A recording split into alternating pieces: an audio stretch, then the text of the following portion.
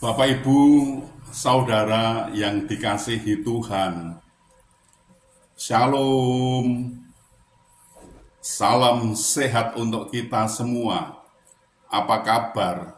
Sehat toh? Wah, sungguh luar biasa, mantap. Kita akan membaca Alkitab, namun sebelumnya marilah kita berdoa.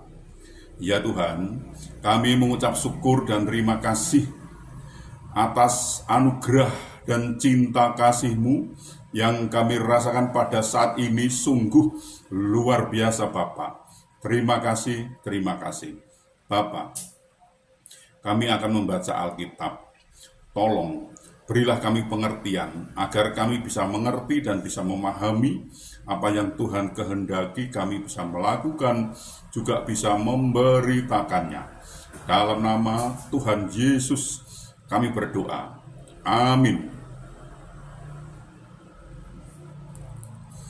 Bacaan Alkitab dari Roma pasal 10 ayat 13 sampai ayat 14. Sebab barang siapa yang berseru kepada nama Tuhan akan diselamatkan. Tetapi bagaimana mereka dapat berseru kepadanya jika mereka tidak percaya kepada Dia?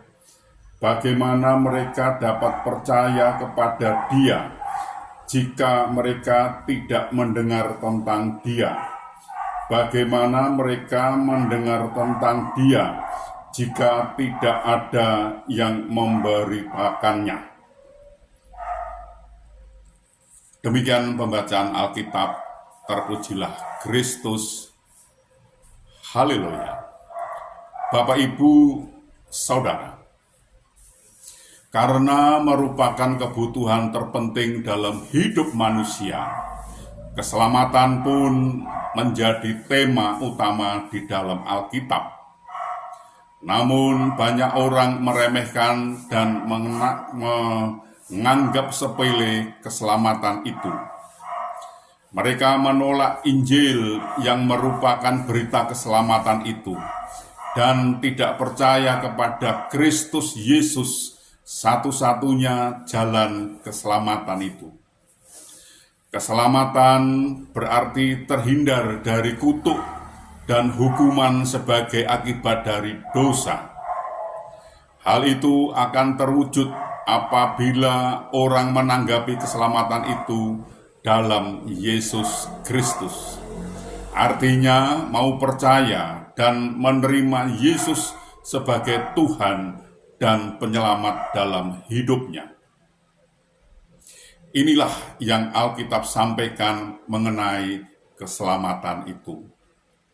Ada tertulis di dalam Alkitab, sebab jika kamu mengaku dengan mulutmu bahwa Yesus adalah Tuhan dan percaya dalam hati bahwa Allah telah membangkitkan Dia dari antara orang mati, maka kamu akan diselamatkan. Roma 10 ayat 9. Artinya, setiap kita yang percaya akan menerima Yesus sebagai Tuhan dan penyelamat akan beroleh keselamatan itu. Dengan kata lain, Yesus adalah Tuhan yang menyelamatkan manusia berdosa. Yesus telah membuktikan diri bahwa Ia adalah Tuhan yang sesungguhnya, karena Dia telah bangkit dari kematian dan hidup untuk selama-lamanya. Jadi, inisiatif untuk menyelamatkan manusia dari dosa adalah dari Tuhan sendiri. Mengapa? Selain karena tertekan oleh kasih-Nya, juga karena faktor ketidakmampuan manusia untuk menyelesaikan permasalahan dosanya. Bapak, Ibu, Saudara, itulah sebabnya Tuhan sendiri yang turun tangan untuk menyelamatkan umat-Nya yang terbelenggu oleh dosa. Manusia yang berdosa hanya dituntut untuk mengakui dengan mulutnya dan percaya kepada Yesus Kristus sehingga ia diselamatkan. Tuhan menolong dan memberkati kita. Amin. Marilah kita berdoa. Ya Tuhan, kami mengucap syukur dan terima kasih atas kesempatan kami untuk belajar tentang firman Tuhan. Firman-Mu mengajarkan kepada kami bahwa keselamatan berarti terhindar dari kutuk dan hukuman akibat dosa. Hal itu akan terwujud apabila orang menanggapi keselamatan itu dalam Kristus. Artinya, mau percaya dan mau menerima Yesus sebagai Tuhan dan penyelamat dalam hidupnya.